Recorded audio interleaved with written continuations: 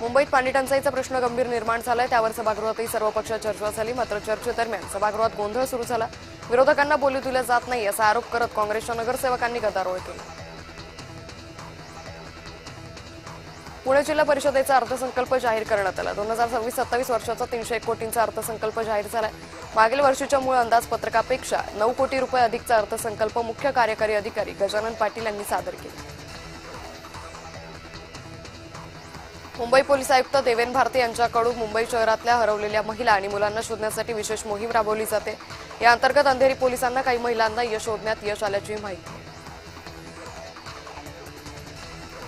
Powai IIT कॅम्पसमध्ये पहाटेच्या सुमारास 9 फूट लांबीची मगर आढळली। कॅम्पसमधील सुरक्षा कर्मचाऱ्यांना पहाटे मगर दिसतात त्यांनी तात्काळ वनविभागाच्या नियंत्रण कक्षाला माहिती दिली। वनविभागानं मगर ताब्यात घेतली असून तपासणीनंतर नैसर्गिक अधिवासात सोडण्यात आली।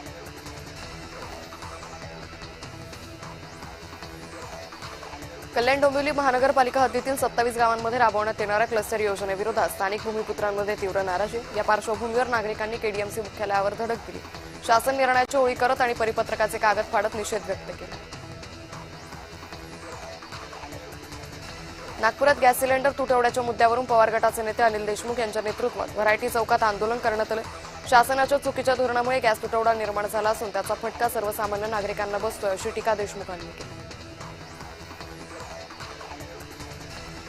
नवी मुंबईच्या वाशी एपीएमसीत कलिंगडला उठाव नसल्यामुळे व्यापाऱ्यांवर कलिंगड फेकून देण्याची वेळ आली। निर्यात बंदी आणि बाजारात मोठ्या प्रमाणात आवक वाढल्यानं ही समस्या निर्माण झाली। शेतकरी आणि घाऊक व्यापाऱ्यांना याचा मोठा आर्थिक फटका बसतो।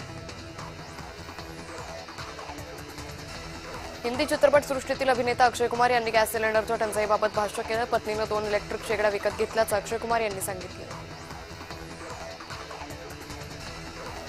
एलपीजी गॅसच्या वाढत्या दरांविरोधात आणि रिक्षा चालकांवर होत असलेल्या अन्यायाच्या निषेधात नागपुरात आंदोलन करण्यात आलं।